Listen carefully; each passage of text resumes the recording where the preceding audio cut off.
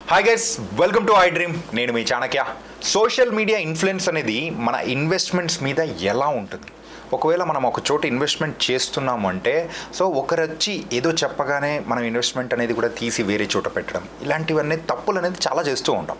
ఇలాంటివి చేస్తే ఎంతవరకు మన ఇన్వెస్ట్మెంట్స్కి రిటర్న్స్ అనేది ఎలా వస్తాయి అనే దాని గురించి కూడా ఈరోజు మనం మాట్లాడుకుందాం. మరి ఇప్పుడు మనతో పాటు డిస్కస్ చేయడానికి విజయ్ కర్ణం గారు ఉన్నారు, పర్సనల్ ఫైనాన్షియల్ అడ్వైజర్. మరి ఆయన అడిగి తెలుసుకుందాం. Hi sir. హలో అండి. సార్, సోషల్ మీడియా ఇప్పుడంతే సోషల్ మీడియా యుగం అనేది నడుస్తూ ఉంది. అవునండి. ఒక వీడియోలో అయితే మీరు పెట్టిన ఇన్వెస్ట్మెంట్లో 12% వస్తుంది అంటారు. ఇంకొక 1 మంత్ మనం ఇన్వెస్ట్ చేస్తాం, అయిపోతుంది. అదే 1 మంత్ తర్వాత అరే ఇంకో వేరే దానిలో పెట్టారంటే మీకు 20% వచ్చేస్తుంది అని చెప్పేసి ఇలాంటివన్నీ మనం వింటూ ఉంటాం.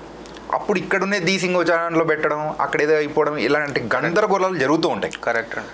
ఇలాంటివి మనం తప్పించుకోవాలి, పర్ఫెక్ట్గా ఒక ప్లాన్ స్టిక్ అయి ఉండాలంటే ఏం చేయాలి? డెఫినెట్గా అండి. ఇప్పుడు మనం ఇన్ డీటెయిల్గా ఆలోచన చేస్తే మనకి ఎలా ఉంటుంది అంటే, ఎవ్రీ వీడియో, ఎవ్రీ రీల్ ఇన్స్టాగ్రామ్లో కానీ, యూట్యూబ్లో కానీ, షార్ట్స్ కానీ, ప్రతి ఒక్కటి ఏదో ఒకటి ప్రమోషన్లో వస్తుంటుంది. అవన్నీ పెయిడ్ ప్రమోషన్స్. ఫస్ట్ థింగ్ మనం అది రియలైజ్ కావాలి. అవన్నీ పెయిడ్ ప్రమోషన్స్ అంటే అవి చెప్పడానికి వాళ్ళకి పేమెంట్ వస్తుంటుంది ఫస్ట్ థింగ్. సెకండ్ థింగ్ వచ్చేసి మీకు కంప్లీట్ కస్టమైజేషన్ అనేది ఉండదు. ఎప్పుడైనా సరే మీకు యూట్యూబ్లో కానీ, ఇన్స్టాగ్రామ్లో కానీ మీరు ఏదైనా చూసారనుకోండి, ఇది ఒక కార్ కాదు, ఒక ఇల్లు కాదు, ఒక ఐఫోన్ కాదు. అంటే స్టాండర్డ్ 1 ఫిట్ ఫర్ ఆల్ అన్నట్లు ప్రతి ఒక్కరికి సేమ్ అనేది ఎప్పుడూ వర్తించదండి ఫినాన్షియల్ రిలేటెడ్ సర్వీసెస్లో. ఎందుకు అంటే మీకు సూట్ అయ్యింది వేరే వాళ్ళకి సూట్ కాదు, వేరే వాళ్ళకి సూట్ అయ్యింది మీకు సూట్ కాదు. కానీ మనం ఏం చూస్తుంటామంటే 1000 రూపీస్కి టర్మ్ ఇన్సూరెన్స్ తీసేసుకోండి, 100 రూపీస్కి ఇన్వెస్ట్మెంట్ చేయండి, 500 రూపీస్కి ఇన్వెస్ట్మెంట్ చేయండి అనేసి అంటుంటారు. ఏమవుతుందంటే ఈరోజు మీరు స్టార్ట్ చేస్తారు, 6 మంత్స్ తర్వాత ఏమవుతుందంటే వేరే ఇంకో వీడియో వస్తుంది, దీన్ని మధ్యలో వదిలిపెట్టేస్తారు, మళ్ళీ దానికి వెళ్తారు. దాని తర్వాత ఇట్లా మీకు డిసిప్లిన్ అనేది మోస్ట్ ఆఫ్ ద టైం వెళ్ళిపోతుంటుంది. ఎందుకు మెయిన్ రీజన్ దేనికి అంటే ఫోమో అంటాం, FOMO effect in investments and savings అంటాం. ఏమవుతుందంటే మనం ఎక్కువ రిటర్న్స్ ఎక్స్పెక్టేషన్స్ ఎప్పుడైతే మన మైండ్లో ఉంటుందో అప్పుడు ఈ మిస్టేక్స్ అది మనం చేస్తుంటాం. మన ఎక్స్పెక్టేషన్స్ ఎప్పుడూ రియలిస్టిక్గా ఉండాలి. మనం ఇంతకుముందు వీడియోలో కూడా ఇదే అనుకున్నాము, ఇప్పుడు మళ్ళీ అదే చెప్తున్నాను నేను. రియలిస్టిక్ ఎక్స్పెక్టేషన్స్ ఉండాలి. మీకు చాలామంది చాలా విషయాలు చెప్తారు, 6 మంత్స్లో డబుల్ అయిపోతుంది, 1 ఇయర్లో డబుల్ అయిపోతుంది, లేకపోతే 2 ఇయర్స్లో డబుల్ అయిపోతుంది అని చెప్తారు. అది డెఫినెట్గా ఎప్పుడు మీరు నమ్మొద్దు. అదే one type of social media influence. Second type of social media influence మీకు ఇన్వెస్ట్మెంట్స్ అండ్ సేవింగ్స్ దగ్గర ఎక్కడ దెబ్బ కొడుతుంది అంటే, ఒక చిన్న ఎగ్జాంపుల్ చెప్తాను, మన రెగ్యులర్ లైఫ్లో అయ్యే ఎగ్జాంపుల్స్ చెప్తాను నేను. ఒక ఫ్యామిలీ ఉంది మన రిలేటివ్స్లో, వాళ్ళు ఎక్కడో ఫ్యామిలీ వెకేషన్కి వెళ్ళారు, తిరుపతికో సమ్ డివోషనల్ ప్లేస్ కన్నా సరే వెకేషన్ ప్లేస్ కన్నా వెళ్ళారు.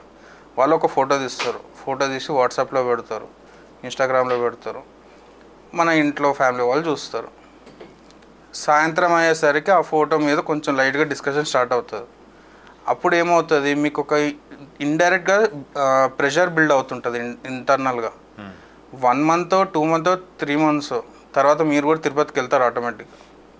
ఇది సోషల్ మీడియా ఇన్ఫ్లుయెన్స్ అన్నమాట. ఓన్లీ ప్రోడక్ట్స్ ఇన్వెస్ట్మెంట్స్ కాకుండా ఇది కూడా మీకు ఎఫెక్ట్ చూపిస్తుంది. తిరుపతి అనేది మీకు ప్లాన్లో లేదు, గోవా అనేది మీకు ప్లాన్లో ఉండదు, ఫ్రెండ్స్తో వెళ్ళాలనేది. కానీ మనము ఈ పోస్టులు, ఇన్స్టాగ్రామ్ ఇన్ఫ్లుయెన్సర్లు వాళ్ళు చేసే పెయిడ్ ప్రమోషన్స్ వల్ల మనము ఇన్ఫ్లుయెన్స్ ఎక్కువ అయిపోయి మన ప్లానింగ్ని డైవర్ట్ చేసుకొని, మన సేవింగ్స్ని డైవర్ట్ చేసుకొని అక్కడికి వెళ్తుంటాం. ఎంజాయ్ చేయాలి, డెఫినెట్గా అందరు ఎంజాయ్ చేయాలి, కానీ దానికి ఒక ప్లానింగ్ ఉండాలి. 6 మంత్స్ తర్వాత ఇక్కడికి వెళ్ళాలంటే ఈ రోజు నుంచి దానికి ఒక ప్లానింగ్ చేసుకుంటే మన లాంగ్ టర్మ్లో చేసే ఇన్వెస్ట్మెంట్స్కి ఎప్పుడు హ్యాంపర్ కాదనమాట. ఓకే, అది ఫస్ట్ థింగ్. సెకండ్ థింగ్ వచ్చేసి ఏది పెయిడ్ ప్రమోషన్, ఏది మనకు సూట్ అవుతుంది అనేది చాలా ఇంపార్టెంట్ అండి. టర్మ్ ఇన్సూరెన్స్ ఉంది, ఎస్ఐపిస్ ఉన్నాయి, లేకపోతే వేరే యూలిప్స్ ఉన్నాయి. అసలు దాని ఇన్ డీటెయిల్ నేచర్ ఏంది, మీరు కష్టపడి సంపాదించిన అమౌంట్ అండి అది. ఎవ్రీ మంత్ మీరు కష్టపడి సంపాదించేది 10,000 కానీ 1 lakh కానీ, దాంట్లోకి వెళ్ళి ఒక పార్ట్ వెళ్ళిపోతుంది. అది మళ్ళీ మీ దగ్గరకు వస్తుందో రాదో కూడా రీసెర్చ్ చేయాలి. అంటే చాలా మినిమం రీసెర్చ్ చేయాలి మీరు. మినిమం రీసెర్చ్ చేసేసి ఎక్స్పర్ట్స్నే కలవాలి మీరు. ఫస్ట్ దానికి రిలేటెడ్ వాళ్ళని కలవాలి, ఆ ఆఫీసెస్కి వెళ్ళి దాని గురించి తెలుసుకోవాలి. తెలుసుకుంటే మీకు ఒక ఐడియా వస్తుంది అసలు ఎట్లా చేయాలి ఇది. దాని తర్వాత మీకు ఒక క్లారిటీ వస్తుంది అసలు మనకి సూట్ అవుతుందా లేదా, లేకపోతే ఎక్స్పర్ట్స్ని కలవండి మీకు సూట్ అవుతుందా లేదా వాళ్ళు చెప్పగలుగుతారు. మీకు అడ్వైజర్స్ అన్న వాళ్ళు అడిగిన మీకు చెప్తారు. ఇది ఒకటి. ఇంకో టైప్ ఆఫ్ ఇన్ఫ్లుయెన్స్ ఎలా ఉంటుంది అంటే, వాళ్ళు ఒక ప్రోడక్ట్ని ప్రమోట్ చేస్తున్నారు అనుకుందాం ఫర్ సపోజ్. ఆ ప్రోడక్ట్ మీకు సూట్ అవుతుంది మీరు అనుకుంటారు, కానీ దాని వెనకాల ఉండే ఛాలెంజెస్ మీకు ఎవరు చెప్పరు. ఇప్పుడు సపోజ్ బెట్టింగ్ యాప్సే ఉన్నాయి, అది కూడా ఒక సోషల్ మీడియా ఇన్ఫ్లుయెన్సే కదా. చాలామంది ఏం చేస్తారు, నేను 100 రూపీస్ మనకు చూపిస్తుంటారు, నేను ఇక్కడ ట్యాప్ చేశాను, ఇక్కడ ప్రాఫిట్స్ బుక్ చేసుకున్నాను, నా బ్యాంక్ అకౌంట్లోకి 2 డేస్లో అమౌంట్ వచ్చేస్తుందని చెప్తారు. దాంట్లో ఎంత రిస్క్ ఉంటుందండి, ఎంతమందికి తెలియదు. రిస్క్ ఉందని తెలిసినా కూడా ఎందుకు వెళ్తున్నారు? ఫీలింగ్ కావాలి మనకి, గ్యాంబ్లింగ్ చేస్తున్న ఫీలింగ్ కావాలి, ఇమీడియట్గా అయిపోవాలి.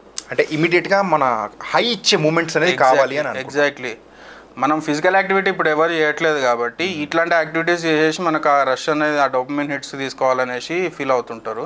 కానీ ఈ ప్రాసెస్లో మీ లాంగ్ టర్మ్ ఇన్వెస్ట్మెంట్స్ ఇంపాక్ట్ అవుతాయి, మీకున్న సేవింగ్స్ వెళ్ళిపోతుంటాయి. డెఫినెట్గా మీకు ఈ ఇంపాక్ట్ ఇప్పుడు కనిపించదు, కానీ నెక్స్ట్ 5 years 10 years తర్వాత మీరు అప్పుడు రియలైజ్ అవుతారు, ఆ రోజు నేను ఈ మిస్టేక్ చేయాల్సింది కాదు, ఆ రోజు నేను ఈ గ్యాంబ్లింగ్లో ఒక 1 lakh పోగొట్టుకోకపోయింటే ఈరోజు అట్లీస్ట్ ఒక 5-6 lakhs అన్న అవుతుండే నేను ఇన్వెస్ట్మెంట్ చేసింటే. ఆ రోజు నేను క్రిప్టో కరెన్సీలో ఇన్వెస్ట్ చేయకుండా తీసి పెట్టింటే ఈరోజు దేనికో దానికన్నా ఖర్చుకి పనికొస్తుండే నాకు. సో ఈ అనాలిసిస్, ఇది అవేర్నెస్ మనకి రాదండి. సోషల్ మీడియాలో ఏమవుతుంటుందంటే మినిట్స్, అంటే మీకు ఎంత ఈజీ యాక్సెస్ ఉంటుంది అంటే వితిన్ ట్యాబ్స్ మీ అకౌంట్లోకి వెళ్ళి అమౌంట్ ట్రాన్స్ఫర్ అయిపోయి వాళ్ళ దగ్గర క్రెడిట్ అయిపోతుంటుంది, మీకు ఆ ఇన్స్టెంట్ హిట్ వచ్చేస్తుంటుంది అనమాట. సో ఇట్లాంటి వాటికి చాలా దూరంగా ఉండాలి మీరు. జస్ట్ నాలెడ్జ్ షేరింగే. ఇప్పుడు మనకు iDream వాళ్ళు చేస్తున్నట్లు మనం ఈరోజు కూర్చొని ఇంత డిస్కషన్ చేస్తున్నది ఏంది, జస్ట్ నాలెడ్జ్ షేరింగ్ అంతే. అంతేగాని ఇక్కడ నుంచి మన ట్రాన్స్ఫర్లు అవన్నీ ఎక్కడ జరగకూడదు కూడా. వాళ్ళకంటూ ఒక ఫిల్టర్ పెట్టుకోవాలి, వాళ్ళకంటూ రిక్వైర్మెంట్స్ అనేది వాళ్ళు రాసుకోవాలి, దాని ప్రకారం వాళ్ళు ప్లానింగ్ చేసుకోవాలి. ఓకే. మెయిన్గా మీరు చెప్పిన దాంట్లో సోషల్ మీడియా ఇన్ఫ్లుయెన్సర్స్ టైప్లో కానీ, లేకపోతే కొంతమంది ఫిలిం స్టార్స్ వాళ్ళందరూ కూడా ఈ బెట్టింగ్ యాప్స్ కానీ ఇలాంటి ఇన్వెస్ట్మెంట్కి సంబంధించినట్టు కూడా ఎక్కువ ప్రమోట్ చేస్తున్నారు. కరెక్ట్. దానివల్ల కూడా వాళ్ళు ఉచ్చులో పడుతున్నారని అనుకోవచ్చుగా. కరెక్ట్ అండి, అది ఒప్పుకుంటాను నేను. బిలో 20 years ఉన్న వాళ్ళకి అంత అవేర్నెస్ ఉండదు. బిలో 20 years 22 years ఉన్న వాళ్ళకి అంత అవేర్నెస్ ఉండదు, కానీ అబౌట్ 22 23 వచ్చిన వాళ్ళకి మాత్రం కొంచెం అవేర్నెస్ వస్తుంది. చేదు నిజం ఏంటంటే దీని నుంచి వచ్చిన డేటా ప్రకారం చూసుకుంటే బిలో 30 ఉన్న వాళ్ళు కూడా చాలా మంది ఉన్నారు ఈ ఇన్వెస్ట్మెంట్స్ ట్రాప్లో పడడం. ఒకటే అండి, మీకు రిక్వైర్మెంట్స్ ఉన్నాయి, అది కాదనట్లేదు ఎవరు. ప్రతి ఒక్కరికి కారు కావాలి, ప్రతి ఒక్కరికి ఇల్లు కావాలి, అందరికీ లగ్జరీ లైఫ్ లీడ్ చేయాలని ఉంటుంది. కానీ దానికి రూట్ ఇది కాదు. మీకు నెంబర్ ఆఫ్ ఇన్కమ్ సోర్సెస్ పెంచుకోండి. మీరు ఒక జాబ్ చేస్తుంటే 2-3 జాబ్లు చేయాల్సి వస్తుంది, ఎందుకంటే మీకు రిక్వైర్మెంట్స్ అంత హెవీగా ఉన్నాయి కాబట్టి. లేదంటే అగ్రెసివ్గా బిజినెస్ చేయాలని బిజినెస్ చేసుకోండి, లోన్స్ తీసుకొని బిజినెస్ చేస్తా అంటే చేసుకోండి, అట్లా చేసుకోండి. కానీ ఆ లోన్స్ తీసుకొచ్చి ఈ బెట్టింగ్ యాప్స్లలో పెట్టేసి లోన్లు ఈఎంఐలు కట్టలేక ఇక్కడికి ఇన్కమ్ రాక మీ ఫినాన్షియల్ ప్లానింగ్ అనేది పెద్ద నైట్ మేర్ అయిపోతుంది. మీరు అంటే ఇది చెప్పొచ్చో అది చెప్పొద్దో తెలియదు, కానీ నెంబర్ ఆఫ్ సూసైడ్ కేసెస్ కూడా డ్రాస్టికల్గా పెరుగుతున్నాయి only because of this. Usually బయట అయితే చాలా వరకు రోజుకు కనీసం ఒక 2-3 అన్నా కానీ మనం పేపర్లో చూస్తూ ఉన్నాము, మనం న్యూస్లో వింటూ ఉన్నాం అనమాట. మెయిన్గా ఈ betting apps social media influence అయిపోయి మనీ ఇన్వెస్ట్ చేసి పోగొట్టుకొని ప్రాణాలు కూడా పోగొట్టుకుంటున్న వాళ్ళు just because of high expectations వల్లనే అండి ఇదంతా అయ్యేది. అండ్ దీన్ని రికవర్ చేయడానికి హై ఇంట్రెస్ట్ లోన్స్ తీసుకుంటారు మళ్ళీ. సో ఇదొక సైక్లిక్ లూప్ అనమాట. ఒక్కసారి దీని లోపలికి వెళ్ళినామంటే బయటికి రావడం చాలా కష్టం. ఓకే. అన్లెస్ ఏదో యాన్సిస్టర్ ప్రాపర్టీస్ ఉన్నాయి అక్కడ అమ్మేసి ఇక్కడ తీసుకొచ్చి దీన్ని రికవర్ చేస్తే తప్పితే వాళ్ళు బయటపడడం చాలా కష్టం. ఎప్పుడైతే మీరున్న స్టేజ్ మీరు రియలైజ్ అయ్యి మేము చాలా టైం పడుతుంది, ఒక 5 years పడుతుంది, 10 years పడుతుంది, మేము కొంచెమన్నా లగ్జరీ లైఫ్ లీడ్ చేయాలి, కొంచెమన్నా కంఫర్టబుల్ లైఫ్ లీడ్ చేయాలంటే రియలైజేషన్ మీకు ఎంత తొందరగా వస్తే అంత బెటర్ అండి మీరు. ఓకే. అంటే మన వ్యూవర్స్లో ఎవరికైనా సరే చెప్పడం ఇదే రీజన్. ఎందుకు అంటే ఇదేం తప్పు కాదు, అందరూ 0 నుంచి స్టార్ట్ అయిన వాళ్ళే. ఎవరు స్టార్టింగే ఇంత పెద్ద ఇన్వెస్ట్మెంట్లు చేసిన వాళ్ళు కాదు, ఎవరు మంత్లీ ఇన్కమ్ 1 lakh స్టార్ట్ చేసిన వాళ్ళు కాదు. అందరు 10,000 నుంచి స్టార్ట్ చేసిన వాళ్ళే, అందరు 5,000 నుంచి స్టార్ట్ చేసిన వాళ్ళే. సో రియలిస్టిక్ ఎక్స్పెక్టేషన్స్ ఎప్పుడైతే పెట్టుకుంటామో మనకి జాగ్రత్త చాలా పెరుగుతుంది, అవేర్నెస్ కూడా చాలా పెరుగుతుంది. అండ్ ఇంకొక పెద్ద మిస్టేక్ ఏం చేస్తున్నారు చాలామంది అంటే అన్క్వాలిఫైడ్ పీపుల్ దగ్గరికి వెళ్ళి అడ్వైస్ తీసుకుంటున్నారు. మీరు ఒక అడ్వైస్ తీసుకుంటున్నారు అనుకోండి, వాళ్ళకి మినిమం అవేర్నెస్ ఉందా లేదా అని మీకు తెలుసుకోవాలి. మీరు ఫస్ట్ తెలుసుకున్న తర్వాతనే మీరు ఇంప్లిమెంట్ చేయడం కానీ అది కన్సిడర్ చేయడం కానీ తెలుసుకోవాలి. ఓకే. ఎలా ఉంది అంటే అసలు ఎంబీబీఎస్ చదవని డాక్టర్ దగ్గరికి వెళ్ళి సర్జరీ చేయించుకున్నట్లు చేసుకుంటున్నారు చాలామంది. యాజ్ అ పర్సన్ అతనే ఒక లోన్స్లో కానీ అతనే కానీ ఒక నెగిటివ్లో ఉన్న పర్సన్ దగ్గరికి వెళ్ళేసి వీళ్ళు సజెషన్స్ అడుగుతున్నారు చాలామంది. లేదు, అతనే రాంగ్ ఇన్వెస్ట్మెంట్స్ చేసి పోగొట్టుకున్నాడు అమౌంట్, అతనికి సరే కొంచెం అవేర్నెస్ ఉంది అని అనుకుంటే అది వేరే విషయం. కానీ అసలు అతనికి ఏమి తెలియని వ్యక్తి దగ్గరికి వెళ్ళేసి అతన్ని ఇన్వెస్ట్మెంట్ తీసుకుంటున్నారు. వాళ్ళు కూడా అట్లానే ఉంటారు, ఎందుకంటే మాది పోయింది కదా వీళ్ళది కూడా పోయినా పెద్ద ఫరక్ పడదు అన్నట్లు వాళ్ళు కూడా అడ్వైస్లు అలాగే ఇస్తుంటారు. సో మీరు ఎప్పుడైతే అడ్వైస్ తీసుకుంటున్నారో వాళ్ళు టెక్నికల్గా క్వాలిఫైడా లేదా, టెక్నికల్గా క్వాలిఫైడ్ కాకపోయినా పర్లేదు, అట్లీస్ట్ మీకు 10 to 15 years 20 years ఎక్స్పీరియన్స్ ఉందా, వాళ్ళు తీసుకున్న డిసిషన్స్ వల్ల వాళ్ళు లాభపడ్డారా లేదా, ఈ బేర్ మినిమం రీసెర్చ్ చేయండి మీరు. తర్వాతనే వాళ్ళ అడ్వైస్ని మనం కన్సిడర్ చేయడం బెటర్ ఒపీనియన్ అనమాట. థ్యాంక్ యూ సో మచ్ అండి. Thank you guys. Social media influence అయిపోయి మీ ఇన్వెస్ట్మెంట్స్ని ఎక్కడైనా మీరు ఇన్వెస్ట్ చేస్తున్నారు, లేకపోతే బెట్టింగ్ యాప్స్ కానీ ఇలా వేరు వాటిని చూసి మనం కూడా అందులో డబ్బులు పెడదామని అనుకుంటే మాత్రం మీరు ఖచ్చితంగా పెద్ద మోసంలో పెద్ద ట్రాప్లో పడబోతున్నారు. దాని నుంచి తప్పించుకోండి. ఎవరికైనా ఉన్నాయంటే కాస్త సజెషన్స్ కూడా ఇవ్వండి.